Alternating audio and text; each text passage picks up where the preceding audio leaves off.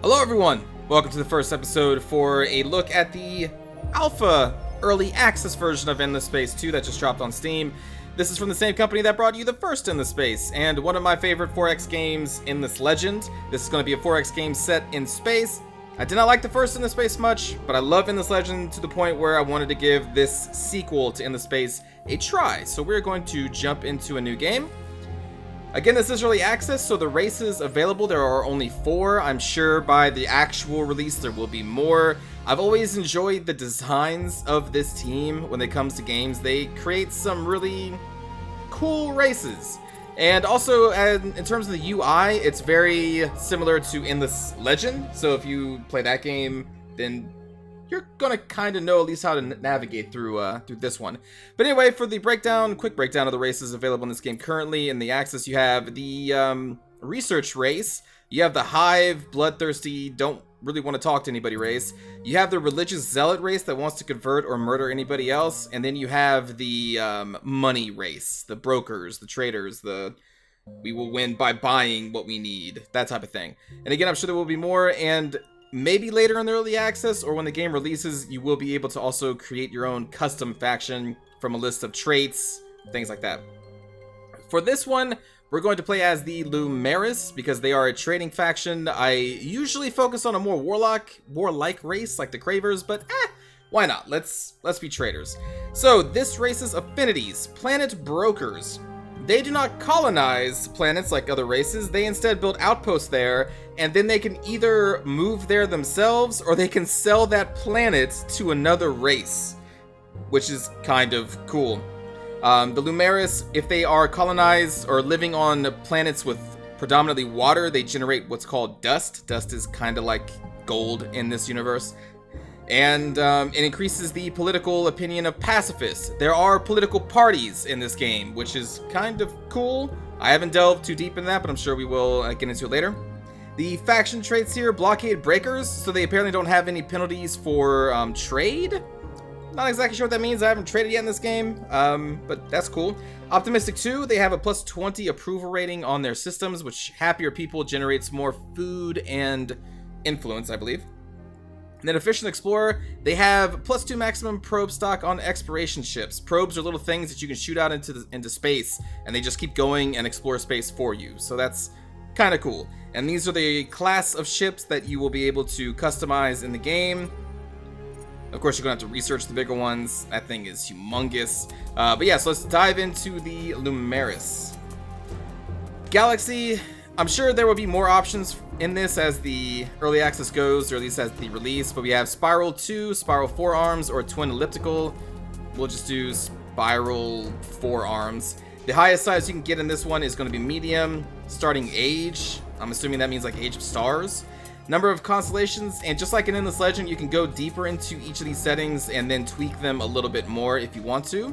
I'm just going to leave them on normal. Gameplay, competitors are going to be the enemy races. We'll just leave it on 6. Speed will leave the same. I'll do normal. I have done a very quick test game, not an entire full game, so we will just play normal to get kind of acquainted with the controls. And let's see. Session, that's just the name of the game. You can also play this in multiplayer. Actually, you cannot in this build, but you will eventually be able to play in multiplayer at some point. And then this is the list of our enemies or potential allies that we would face. Since there's only 4 races in here, you're going to see kind of doubles of some of them, but that's okay. We can also change our faction color if we want. We'll be purple. So let's hit start. And what's kind of cool is that there's going to be a introduction cinematic, which is, I love the art style of this company. They make really just cool looking things and very sleek UI. Like you should play Endless Legend. It's a good game. Families have disagreements. That's why we have codes. To work together. You don't steal the fish from somebody else's plate. The second he walked in, I knew the kid was different. He'd take risks. Break the rules that tied my hands. But he ignores the codes. Goes overboard. And dust, powerful stuff. No personal use. So we collect it, invest it. And he misuses dust. Complaints get handled here. Not in back alleys. Applies, shall we say, unnecessary force. Maybe he knows Dust, but I know the families. And I need both of those to take the galaxy. Pretty cool. And now we're into the universe. And this person is like an advisor in Standard 4 exams. For the Lumeris, dust makes the world go round. Why make or invent things when, with enough dust, you can simply buy them? As planet brokers, Lumeris don't colonize new systems through the tedious process of sending colonizer ships to distant worlds. Instead, they just buy outposts directly. Once established, the Lumeris can turn these into colonies or sell them to other empires via diplomatic channels. Naturally, the Lumeris make a very strong traders, too. Okay. So this is the universe. We don't know anything about it yet until we start to explore. I just love the look of it. Like, this is the fog of war. These little, like, crystalline, whatever the heck these are. There's kind of a lot to go over here. This is just a fleet in orbit. We start with 2 different fleets. They are each a Explorer-class ship. The Explorer-class ships come with probes. So what we can do while we're in a system is we can launch a probe to explore space. Or if we scroll all the way into the actual system here, we can click on one of these anomalies. So this is a ruin, and to try and either see if it's an anomaly or if it's just loot, we click on this, and we're sending one of our probes, which are on a cooldown. They will come back, and we are sending a probe, kind of like Mass Effect, and we're exploring the planet. So we got 60 science towards our next research right there. Speaking about research, let's dive into the research.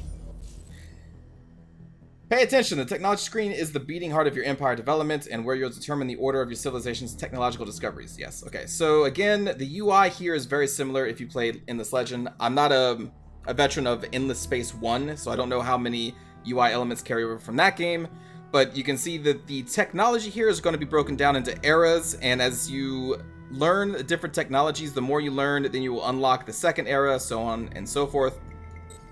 And then they are broken down into quadrants here. So this is the focus on the growth of the empire. This is going to be like your science. This is your military. And then this is going to be your diplomacy and dust. It also says food influence. Okay. That's kind of cool, I guess. For our starting one, I mean, I can go through all of these, but I'm going to start with the rare earth foams. So rare earth foams will unlock the warp drive so we can actually travel the stars.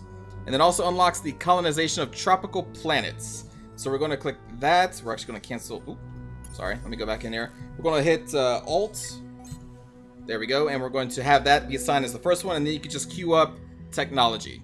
Since we are a race that really likes its... I keep right clicking. Since we like dust, we're going to go down here. And I think I'm going to get... that little gold icon is dust. So this generates more dust per population on a planet, so we could grab that, or we can come up here. Xeno Synergy allows us to do diplomacy with minor races. There are major factions and minor factions. Kind of like city-states and civilization, that's kind of what a minor faction is. You can also assimilate minor factions into your empire, and you know, we're actually going to go with that. So it's going to be our second one. And then Xenology. This is going to allow us to exploit a certain material or build a system improvement that will generate more production, basically. Not sure if we need that yet. We'll just go with these two for right now, and we're going to leave this screen.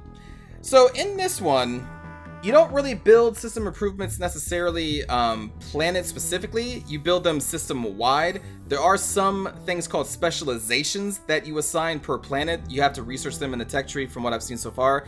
But like if we build this building down here, this drone network, this is not applied to just a planet. This is applied to the whole system of planets. And you can see a breakdown here of the size, the like the atmosphere, jungle, ash, water, like Terran, like the climates of the world, that type of stuff.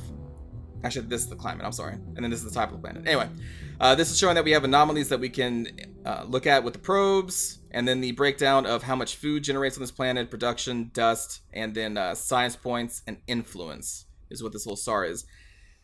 Okay, so for our production here, this will give us some production and food, which we can use to grow population. Let's see, this gives us dust and science. And then this is a unique system improvement. We can only build this once per empire. It's going to give us a lot of dust and then a lot of dust per person on foreign population. Oh, foreign population. Okay, so I'm assuming that means any population that is not our base population.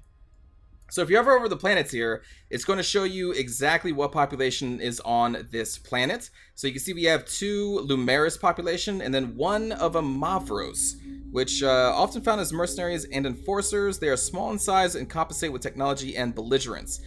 The Mavros are more industrial inclined. The Lumeris, you can see, are pacifist inclined. And you can see that they each have different effects depending on what world you settle them on. So as long as these people are on water, each population will generate additional 5 dust. And you can see this is a water planet, so it's good that these are here. The Mavros, if it's on a hot planet, will generate additional production for this system. So ideally, we will want to try and find the technology that will give us the capability of colonizing jungle planets, because we have 2 of them in the system. They are both hot, so then we want the Mavros to be assigned there. And so this is very simple. When you colonize the second planet, you can actually just kind of click and drag and move your population within the system with just a click. For this one, we're going to start with a very basic production and food to try and grow our population. So let's exit this by mouse wheeling out. Then we mouse wheel out again.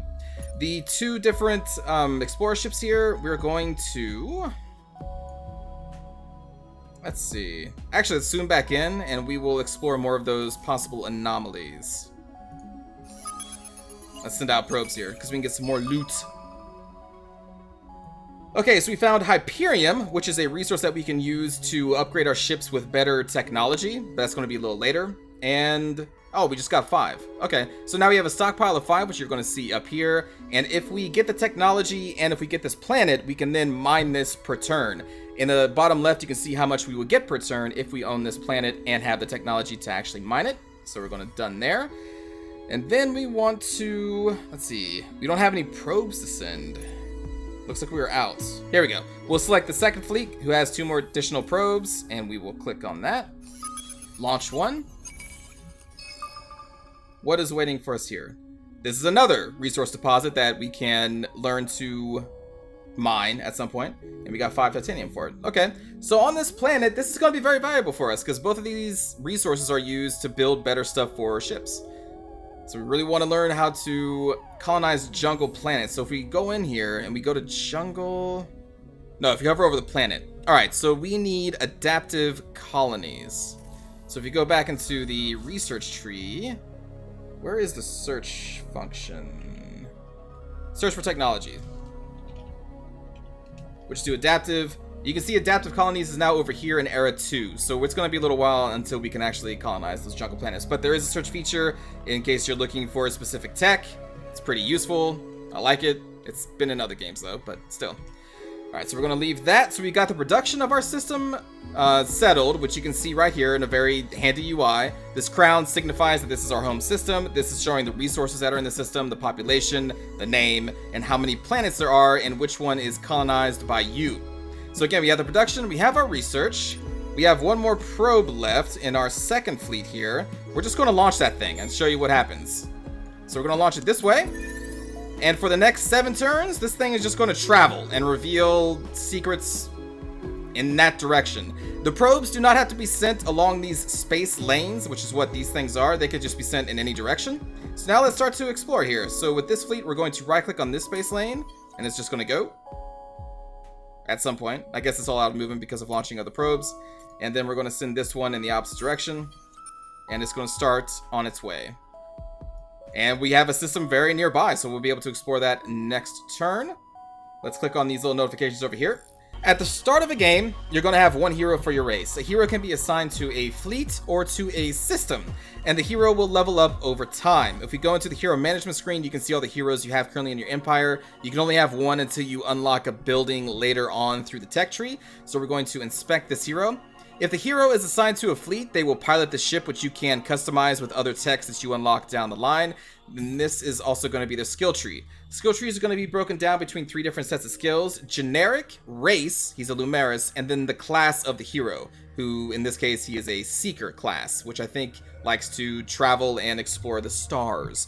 For us, we are going to focus on him being a system governor. So that means we're going to want to focus on these system skills. The first tier is going to start with 1 system, 1 fleet per tree here. You can see system, fleet, system, fleet. He actually doesn't have any skill points right now, but when he levels up, we will start going down these system trees in each respective area here. So we'll go back to that later.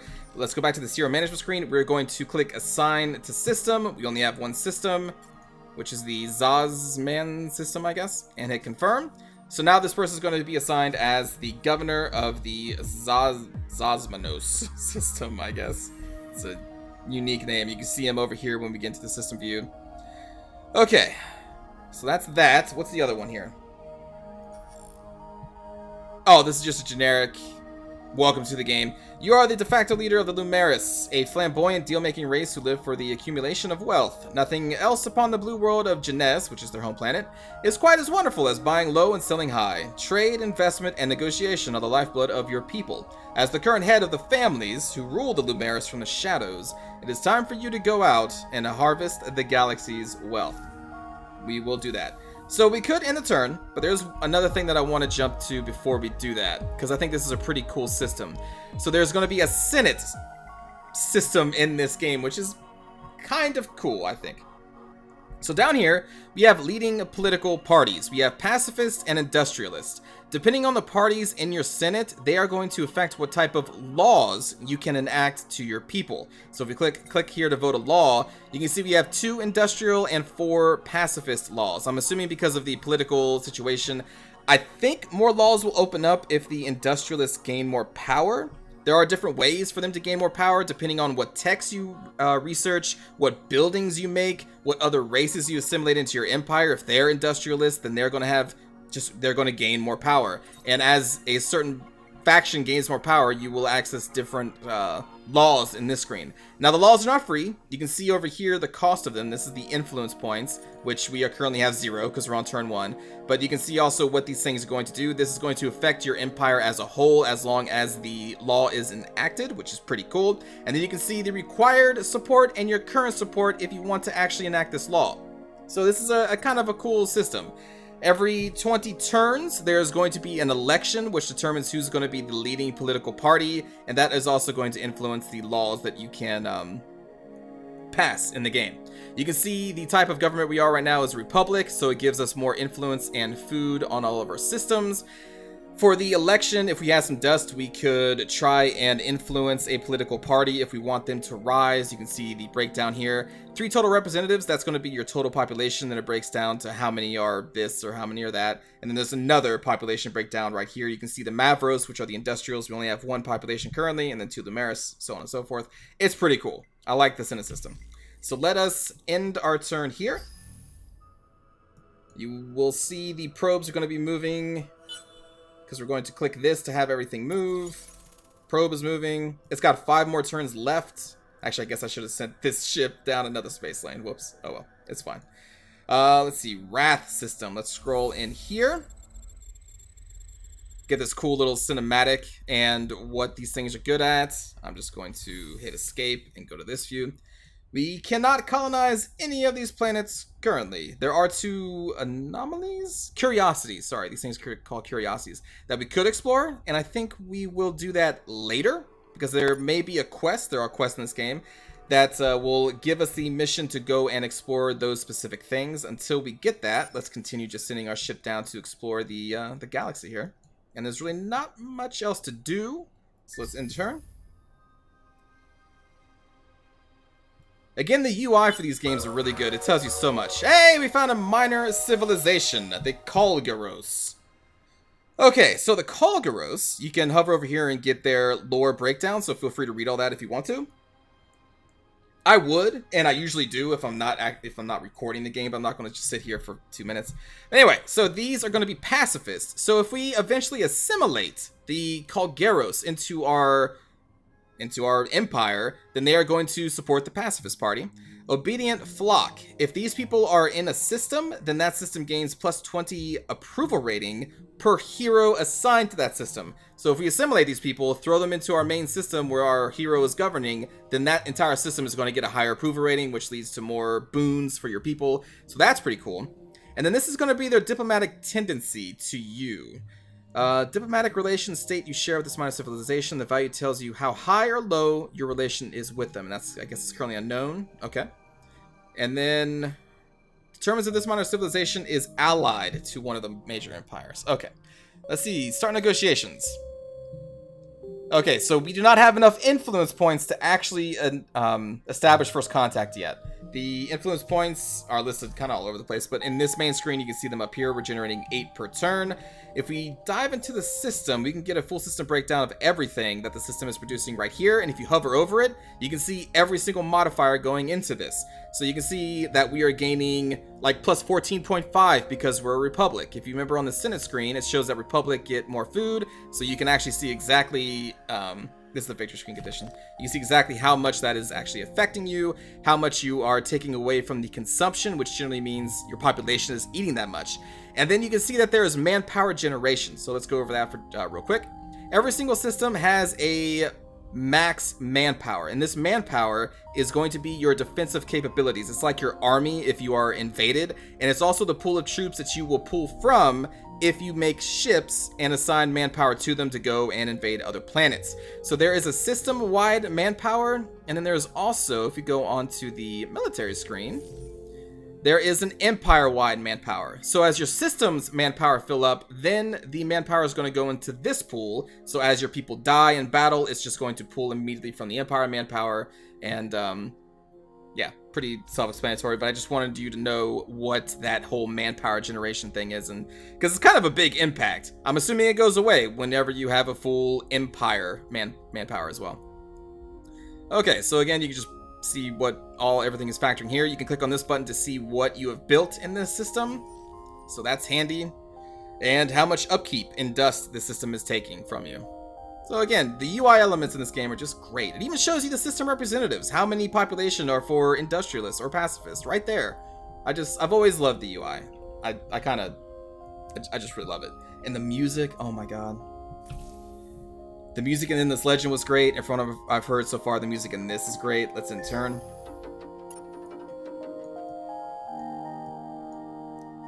This little button is showing that that's where the minor faction is.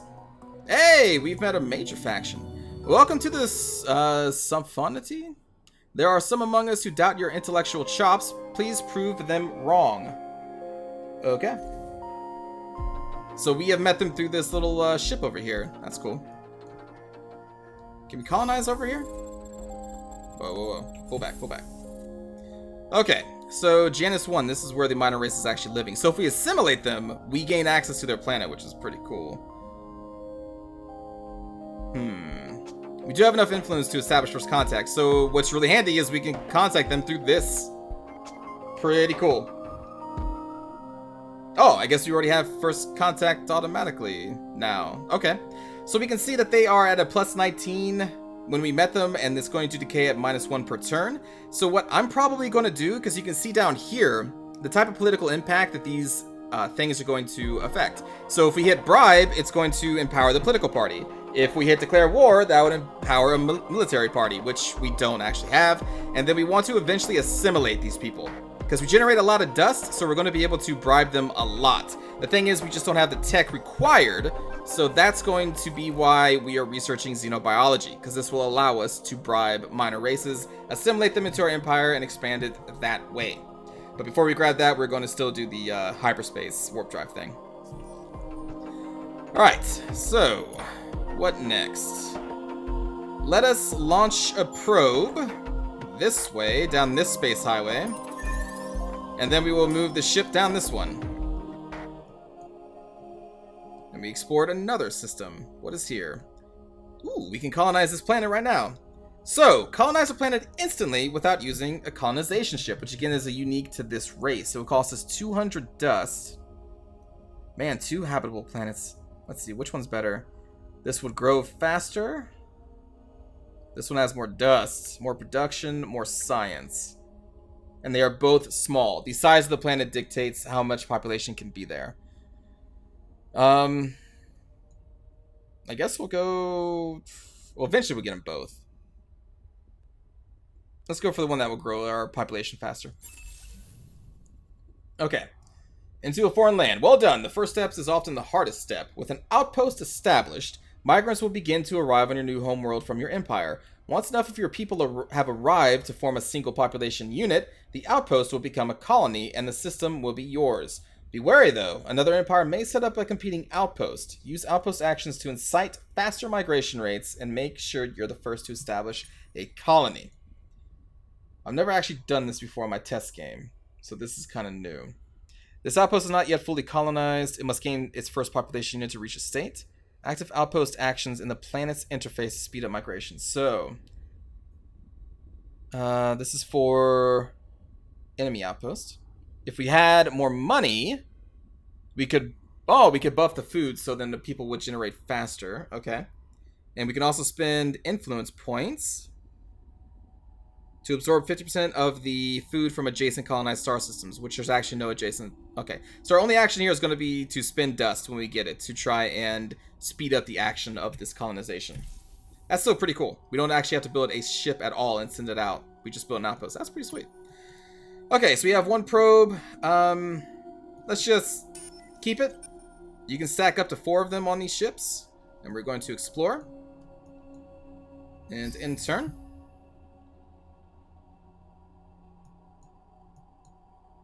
Going through other races here. Quest started. All right, so this is very long. I'm going to try and set it so that you can pause the video and read this if you want to. The lore is usually pretty cool in these games. And pause.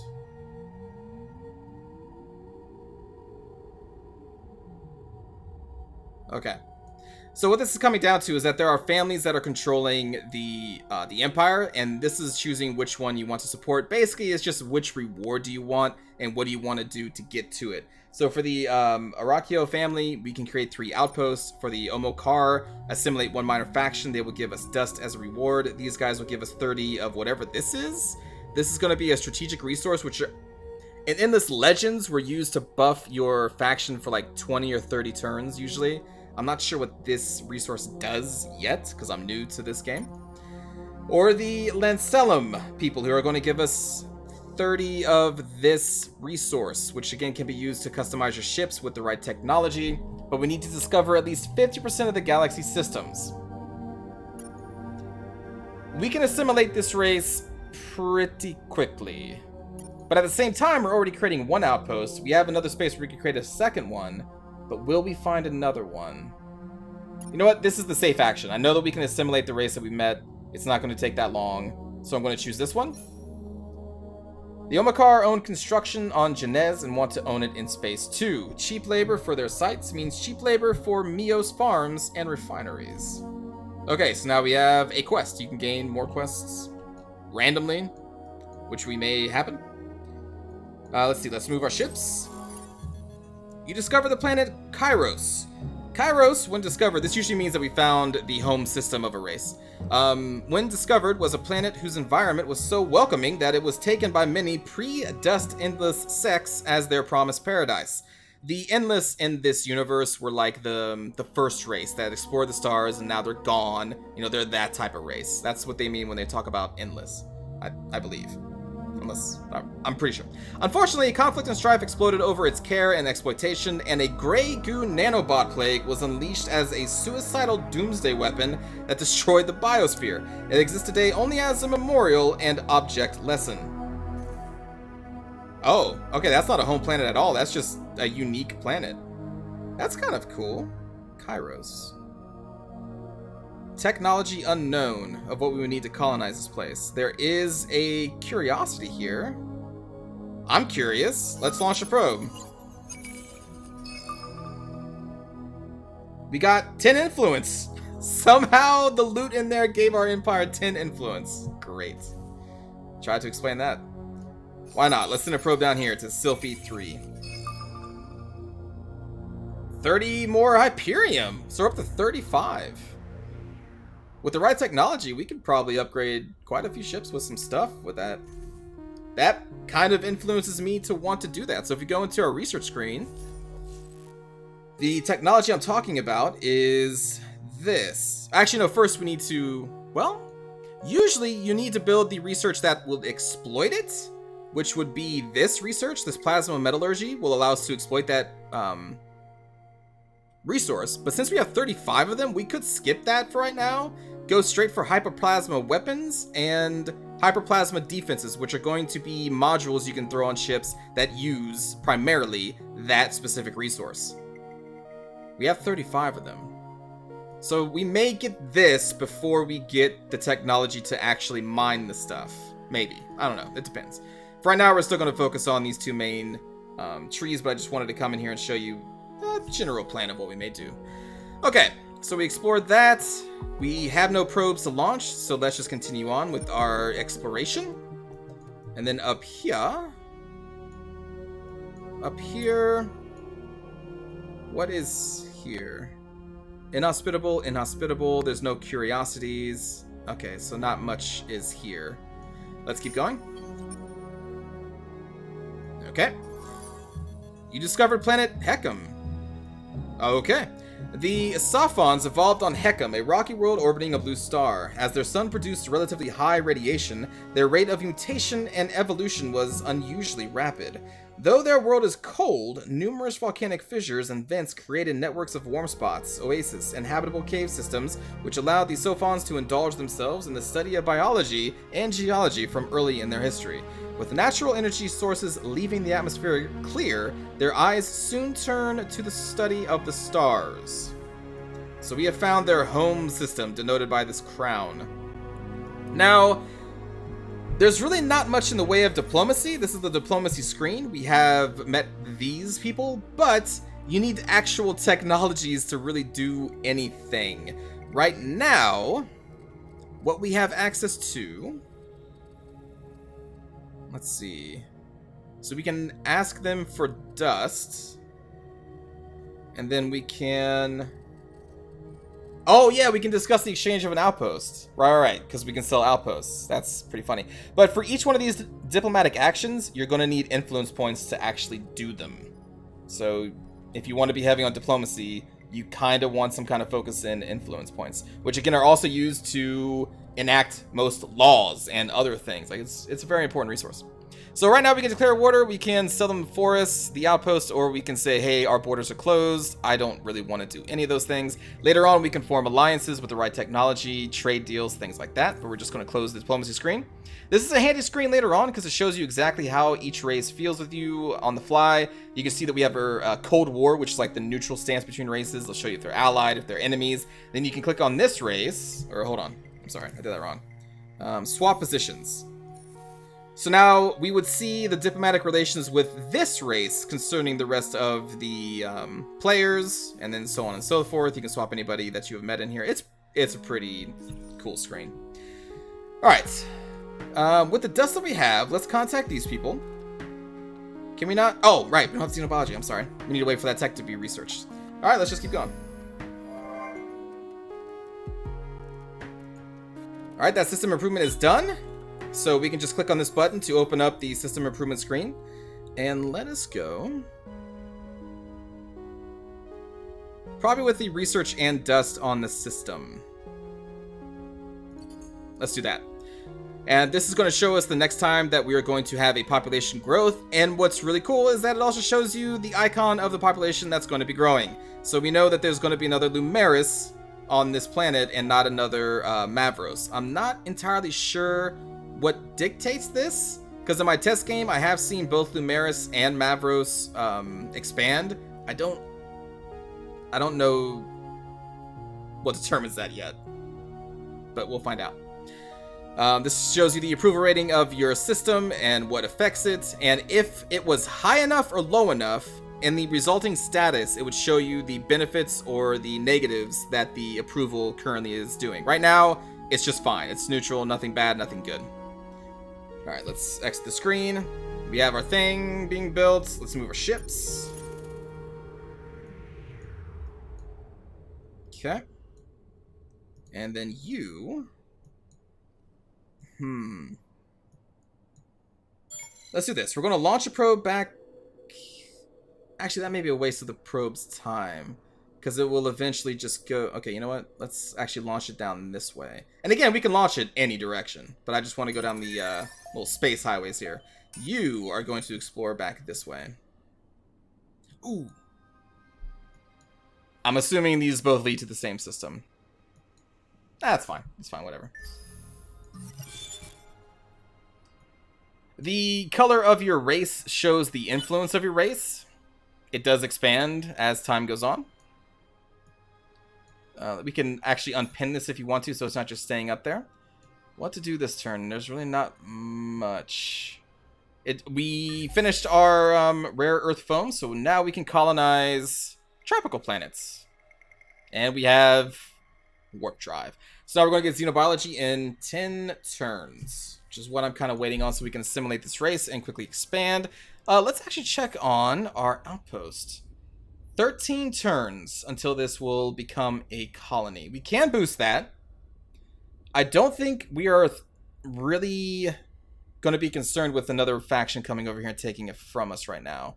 So I'm going to save that money because we're going to need a few hundred. I think I may save it to just assimilate the race instantly. Is what I'm going to do. Now, we could also go to war with them and take them over by force, but that is not a pacifist way of doing things, which is kind of what our race is. We want money. We're not interested in war. Well, we're interested in leading, just not through war. This is showing us that one of our ships are not currently doing anything. Cannon system. We have more anomalies we can look at. And none of these things are currently habitable. 26 research. Holy crap. Did we not find anything? Okay. I guess we found nothing. And we don't have another probe to send. We can hover over this. It's a 2-turn cooldown. Did we just sit here? I think we may just sit here. Oops, I scrolled in too far. Because this system is going to be explored by this ship anyway, so we're just going to leave that one there.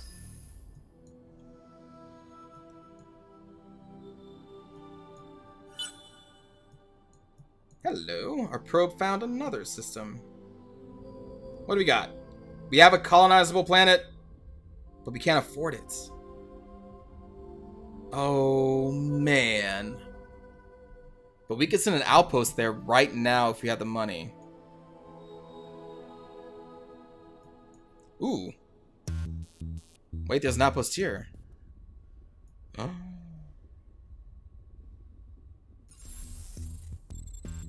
I don't think I can do anything about this right now. No appropriate fleet orbits this system. Oh yeah, that's the curiosity. The planet is already colonized. Darn. Okay. Oh, but this is colonizable. But we can't afford it again. A large monsoon. Man, look at all these colonizable planets. Holy crap. That whole system is great.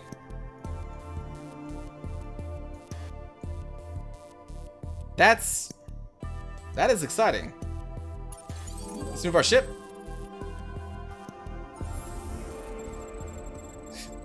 It always does exit. Alright. Inhospitable, inhospitable, inhospitable. Let's look at the curiosities. Okay, that's good. Additional science. And we're just gonna sit here. No, we are going to continue exploring with this fleet. We're going to need to send you up here. This ship can kind of hang back and explore all the curiosities of these systems. That's going to be fine. I think that's it. What is this? Oh, we've explored 20% of the galaxy already. Holy crap. Okay. Hero level up. Cool. Let's take care of this. Assign skills, and we are going to assign Mio's family favor, which is going to give us more dust on the system that they are assigned to. Okay, apply skills. What do you want? The system where the academy is located has been discovered. Oh my god, no way. Okay, so there are two ways to recruit a hero that I know of so far. You either research the tech needed and build the building that comes with it, or you find this like mythical academy where all these heroes are trained, and then you can get them from this mythical academy, which apparently we found while we were leveling up this hero. Academy discovered. Oh, wait, no, it's been discovered by an unknown empire. That's not us who found it. Someone else did. Oh, well, shoot. Can we still use it, though?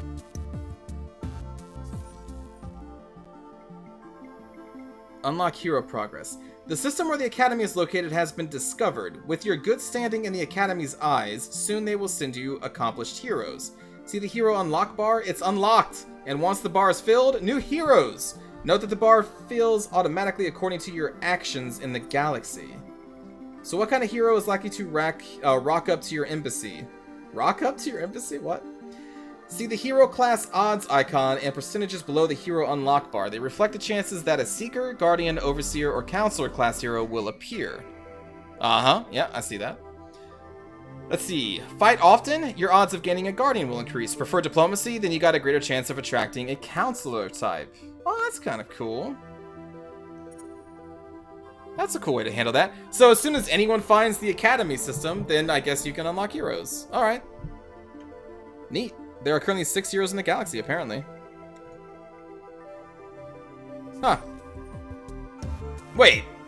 Yeah, because there's 6 different races. So that's why there's 6 heroes in the galaxy currently. Alright, let's move our ships. And again, we're saving up our money so that we can assimilate this race, which will then complete our quest and give us some more dust. Although we're going to spend dust to get dust.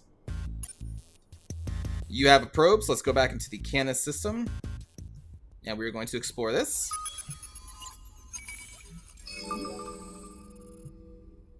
Transvine. Effect within a system development upgrade 25 on system. So this is a luxury resource, and luxury resources are not shown up here because these are typically used for military reasons. But if we go into the trade screen, I'm going to click off of you. This is where you can see your system breakdown really quick, and then also the resources that you have. And I'm not sure what trading companies do because I haven't unlocked the text for them yet, but that's also here.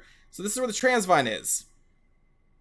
Now, in Endless Legend, this would be the screen where if you accumulated enough of a resource, you could just click on it and then assign it to a system, and then that system would get the bonus of whatever resources you did.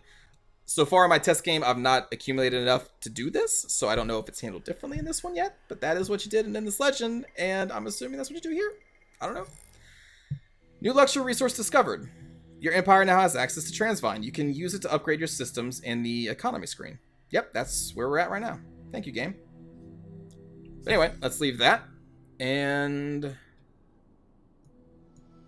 anything else I want to do? I don't think so. How long do we got on this? 11 turns. Okay. That's fine. There's so much I want to do, though. I want to colonize the Phaeton system. I want to colonize the Hera system. I'm curious. Let's go to diplomacy, because I've never done this before. And if I was to offer up the forest system,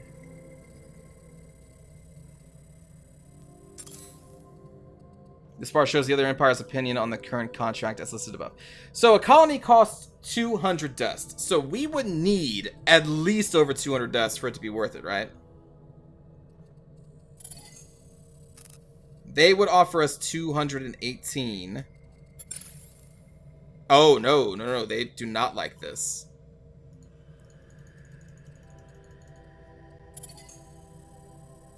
It's kind of neat how this updates. They still kind of hate this. I wonder if we can get a lot of money after it's been fully colonized, and then can we sell it then? You know, let's go crazy. Let's just see if they will. Oh, I guess they won't even accept that. Let's see 250. No? Is 218 the highest they have? Oh, okay. So it gave us the highest that they even had. Okay, that's definitely not even worth it then. Alright, I just wanted to see how much they'd be willing to pay. Because it seems like a big feature for this race. We find systems and we throw an outpost on it, then we're like, hey man, you want this? Take it! As long as you pay us enough dust. And this just, oh my god, this system is full of colonizable planets. It's so exciting. Their influence is growing. Population gained. We'll click on this. So in the Zosmino system, we gained another Lumeris, so we now have 4 of 6 people currently. In this game, there is a thing called overpopulation. So if we click on the Zos system, if we hover over this, there we go. So we're getting -3 approval from overpopulation. As you approach the limit of your population, this disapproval is going to get higher. Unfortunately, I can't colonize any other system in this, or any other planet, so I can't really move them. So we just kind of have to deal with this right now. Oh, there we go. So in 8 turns, a Mavros will appear. I don't know if I can change this. I'm not sure. But anyway, just wanted to show you that disapproval for overpopulation. That is a thing. Let's move our ship. Do you have a probe? You do not have a probe. Do we have anything else to even find here? We do. There is one more thing. So we're going to stay here until we explore that. You're just going to go out here and explore the rest of the galaxy. And our building is done. Okay, cool. Let's click on this, and then let's build something else. All we have left is the intergalactic supermarket, of which we can only have 1. That's fine. We will queue that up. 19 turns is quite a long time, but it's the only thing that we got, unless we want to build more scouts, which I do not want to do. When this tech is up, we are then going to try and assimilate the Kulgeros and gain their planets. I believe we need to have an approval rating of +100 to be able to assimilate them. So it's going to cost a lot of dust, actually. Alright, move our ship. You now have a probe. Let's explore.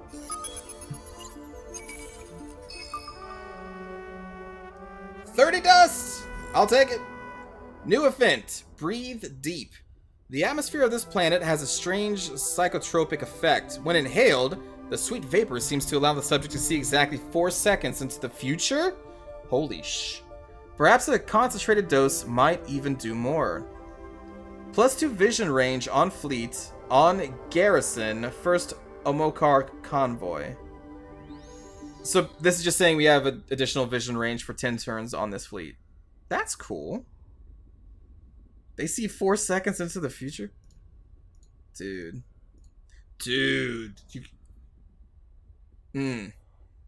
I'm just now going up ahead different situations where that could be super handful. Anyway, so that's cool. Now that system is fully explored, let's move on to the Zitterbia system.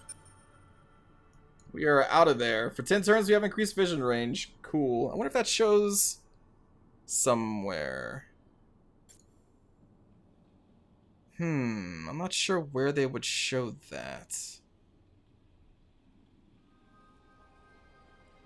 Empire screen, victory, and performance. So this shows our score. I should mention also there are a lot of things that are currently disabled in this game. So it looks like the only way you can win is just through a score or militarily. The dust, science, influence, and production, I guess, is disabled? I guess? I don't know. I'm sure they will unlock features as the early access progresses. I was just seeing if there is a way that we can find out if there is a buff on a fleet or not. Not that it's really useful right now, but it could be later. Nah, I don't see one. Alright, let's just get out of the system, or this screen. Let's keep going. Xenobiology is up in 1 turn, so we can start talking to that race. Let's move our ships.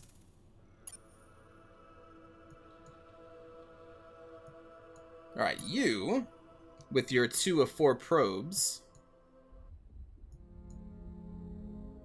Oh man, I know we have enough dust to colonize, but I really want to assimilate. Priorities. Because like assimilation will give us a free colony and all of its population right there, you know? So, eh. Let's send a probe here.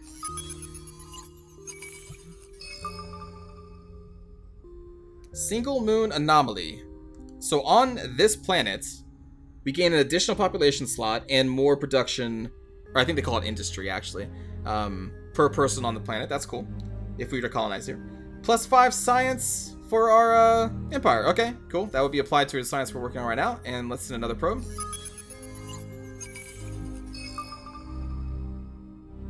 We got loot! Titanium! We are now up to 20. Man, we may find enough loot to not even have to extract any of these. Though I believe later in the game, if you have access of these resources, you can go to the trade screen and you should be able to trade them away for money or other things. You should be able to. Because that's been a common thing in endless games. Or at least in Endless Legend, I should say. I can't act like I know what Endless Space 1 was like. Because I didn't play it often. Do we keep you in the system? I don't think so. We'll use the probes that we have there, and then we keep exploring. We can use the second ship to kind of come up behind and explore everything else. Speaking of... How many do we have here? We have 3. Oh, man. That's going to take a few turns, so we're just going to let you sit there and end turn. There we go. That research is done.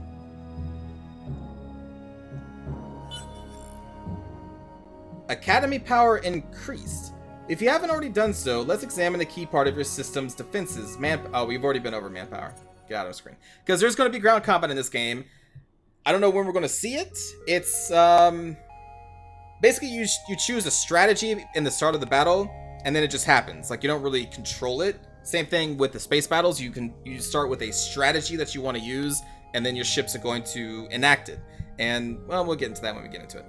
The power of the Academy has reached level 2. Heroes will start at this level when recruited. Huh. Let's check out that hero screen. 16% of the way, and it is inclined to give us more seekers, because I guess we are just exploring right now. What is this? Overseer. Focuses on system-wide resources and fleet development. This is really interesting that they give you heroes depending on what you're doing. That's just cool. Anyway, so now we can talk to that minor race, and we can also build a sustainable farm, which will give us a generic effect of +5 food in the system, but per monsoon planets, which is like the ecosystem, it will give us an additional 10. And this will affect the ecologicalists. Anyway, it will affect that political party if we build this building. But we don't even have that party right now, so I don't think that's really going to do anything for us. Politically, anyway. Anyway, so that is done. There are many techs that we can continue to research. This will allow us to mine the titanium and gain some additional industry. This is going to be the, what is it called? Hyperium. And then this will give us more industry per population on planets and more per population per planet with a strategic deposit on the planet. I believe these are considered strategic resources, right? Yes, okay. So that's not too bad. We already have this tech research when you start the game because of the racial, I guess, attributes. Or we could also go Astro Finance to get even more dust to buy things and generate more outposts and then possibly sell. This will also inflict our political party of pacifists. We haven't really met a super aggressive race yet, which they are in there, those hive ones. So I'm less inclined to go with the military stuff right now and focus more on the dust. Because I want that money. Yeah, I want that money. So we're going to go Astro Finance right now. This will give us some food. Ooh, an approval rating. Infinite supermarkets. Yeah, I'd be pretty happy about infinite supermarkets. Okay, let's leave that.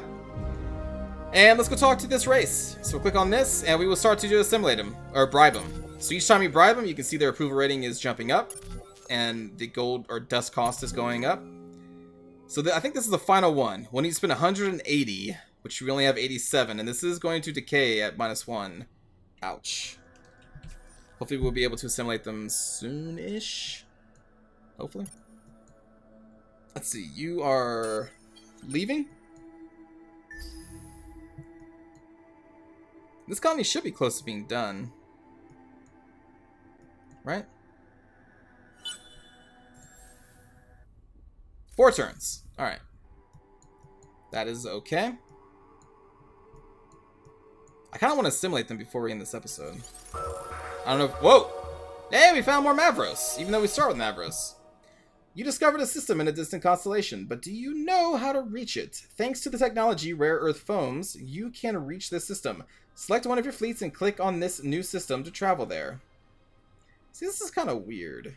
Because we can already travel there with our scouts. I'm guessing the scouts just have warp drive already, But if we were to build new ships, they wouldn't unless we had that tech, I'm guessing. So we could eventually assimilate this race. They're warmongers, so they will be harder to assimilate, and their relationship will decay faster. But they have a minus 20% ship cost on systems. But we already have the Mavros at the start of the game. But if we wanted to assimilate these, we would gain their system, so that's something. But I did not know that they had the cost decreased. Because right here it just says they have more production on hot planets. I wonder if there's another screen. Here, population details. So it breaks down everything. Alright. So does it say it here that they make things... Oh man. What is all this? Political traits. Political opinion more impacted by industrial events. Environmentalist. Political opinion is less impacted by environmentalist events. So if we have this race and then like an environmentalist race, then the bonus or the political stuff that happens that would affect the environment race would be lessened because we also have the Mavros. Okay, got it. But that does not tell me what I wanted to know, which is if this race will give us the decrease in cost on ships. But that is okay. Ooh, we're going to have an election in 6 turns. Maybe we'll keep going until we get the election. What else is here? Let's send the probes.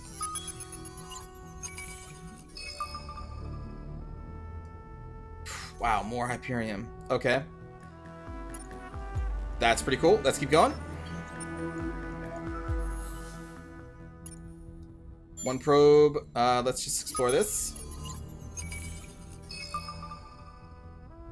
We found titanium and another resource deposits. Okay. End turn.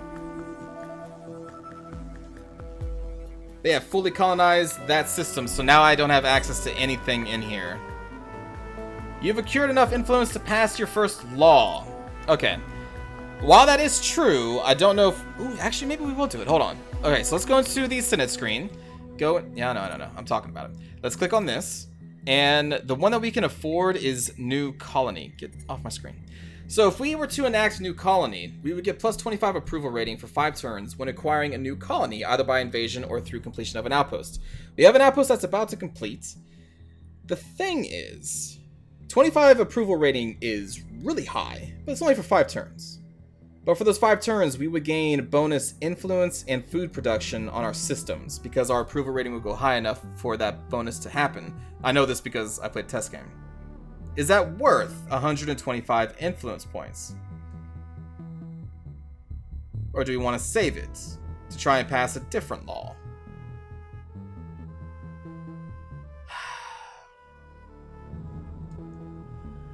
Because the thing is, right now, we don't really have any system improvements on any of our systems that are going to generate a lot of influence for the bonus influence of a high approval rating.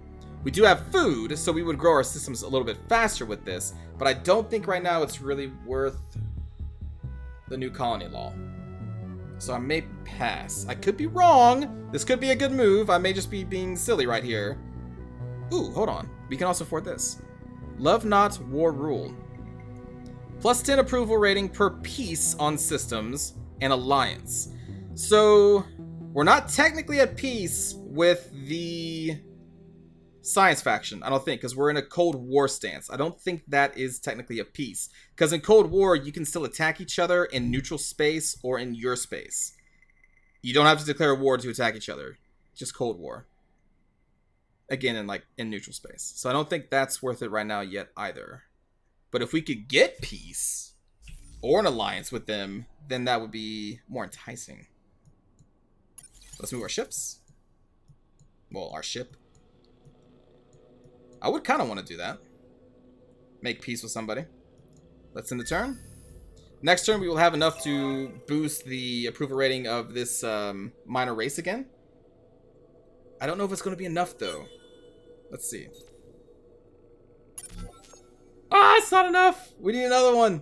Okay, so this does need to be full. Shoot.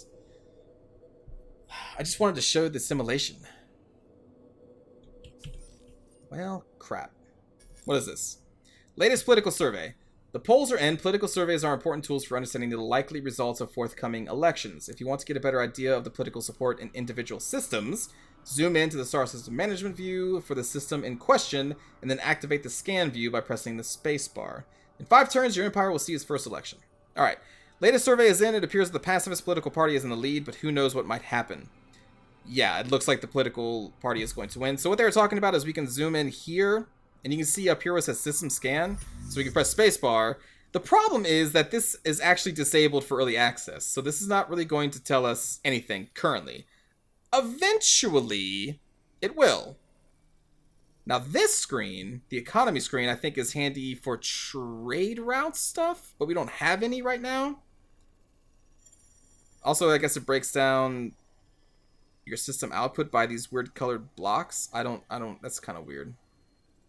Maybe this just isn't really in the game yet. I don't know. But anyway, that's what we were talking about, the scan system thing. And if we go to the Senate, we can see that, yeah, definitely they have the political power here. But if we wanted to, we could influence it by either using influence points or spending dust to try and give a boost to another political party if we want the industrialists to win, because if they win, then that could generate different sets of laws that we could then enact. But, you know, it's a cool system, but we're not going to do that. Move a ship. We'll see the election, and then we'll probably end it there. It's not super special, but still, it's cool. What is this? We found an asteroid field, which would give us additional industry on a system. The asteroid fields need to be within your influence, so this purple ring. But the asteroid that we found is way over here, so I don't think that's going to happen. And that's all it is, just an asteroid field. We can't even settle there as far as I know.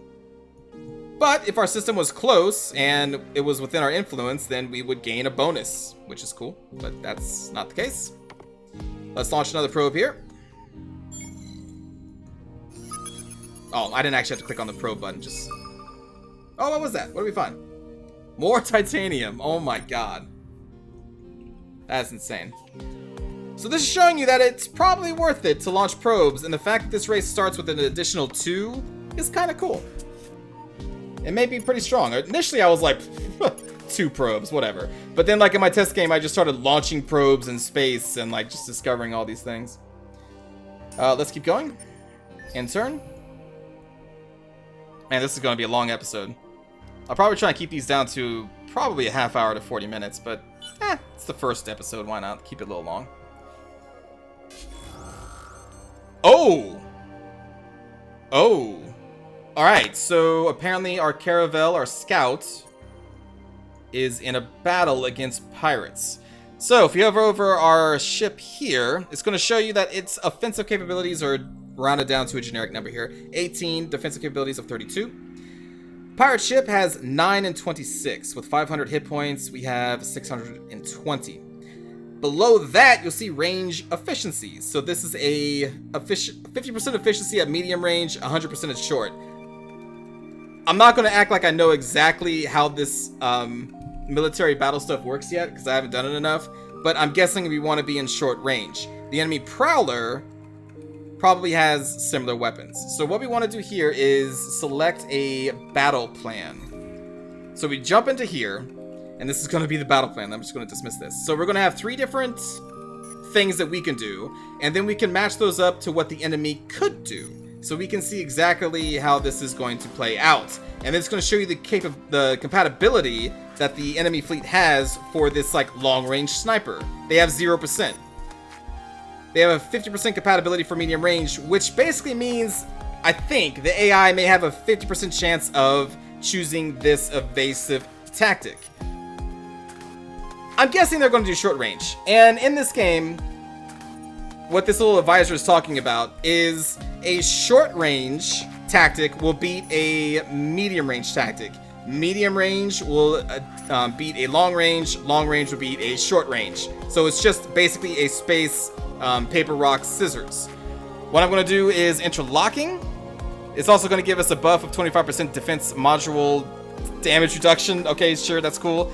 And let's just watch. Let's click fight. So that's what we're going to be doing. Now it's basically already decided who wins this battle. It already simulated it, but now we're just going to watch it. You can't actually really influence anything in here, I don't think.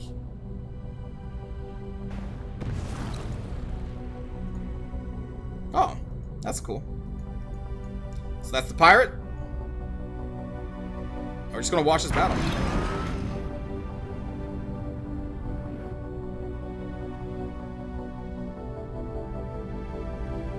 I imagine this looks a lot cooler when you have a giant fleet on fleet action. And I'm also guessing we're both trying to get into short range right now. So it's gonna be a long flight time, so let's actually speed this up. Because right here, if we had long range weapons, they'd be firing right now, which is why it's even showing this part as we are closing in with each other. This looks pretty silly when nothing's fired. There we go. Now we're in range of the short range stuff.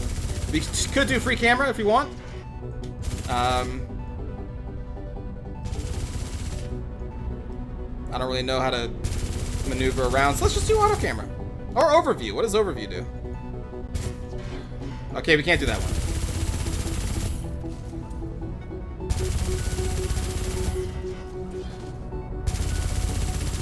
Shows our current hit points.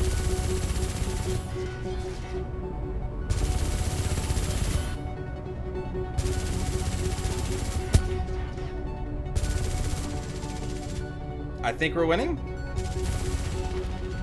That's what combat looks like. Let's just speed this up. It doesn't look as cool because we're not in giant fleets fighting each other.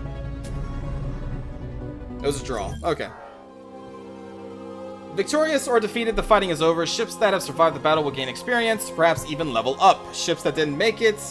Oh, well, then they're dead. Alright, got it. Alright, so we did deal some damage. Let's see. So they did choose the short range effect like I thought they would, and that's what we were going to do. Done. So this battle took place over here. Wait, was that over here? Oh, that was over here. Oh, man. Okay, so we could initiate a combat. I guess we will. But this time what we're going to do is we're going to do the close. Oh, so now we have different ones because we're the attackers. Okay, 25% extra experience on fleet. We're going to do that because we're a short-range vessel. So we're just going to click off not to watch because I don't want to watch that again. We're going to click fight. It's going to do its thing. Draw again. But they are still technically losing this. It may take a while, though. It's a scout ship. It's not an assault ship, so I'm not surprised it's going to take a while for combat. Is this more pirates? Oh, man. That's not good. They can actually blockade our system.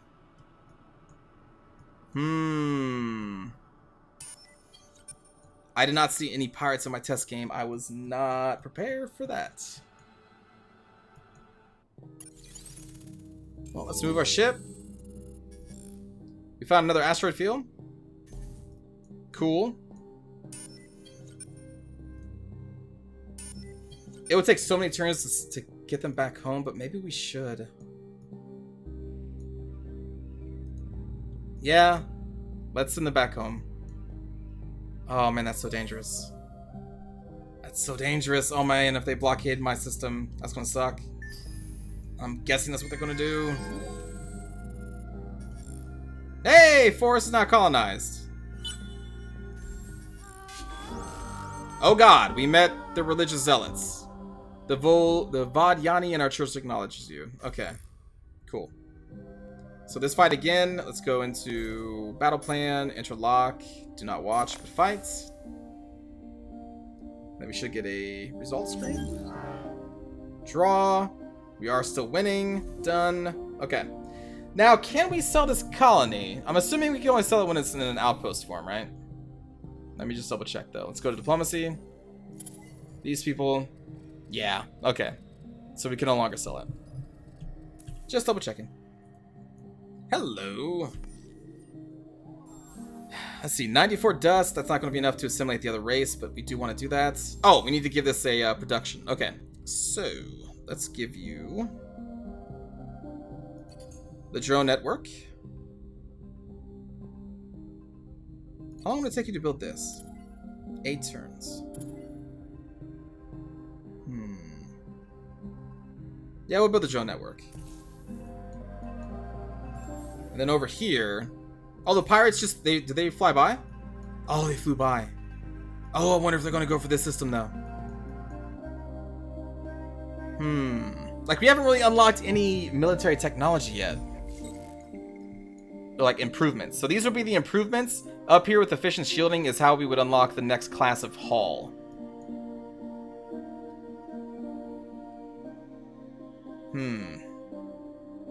I still say we go for this. Yeah, we're gonna stay the course. Move the ships. When are we gonna have that 2 turns? You know what? We'll get to that in the next episode, because this one has gone on long enough already. So thanks for watching, everybody. Hope you enjoyed, and I will see you all in the next episode. Have a good day.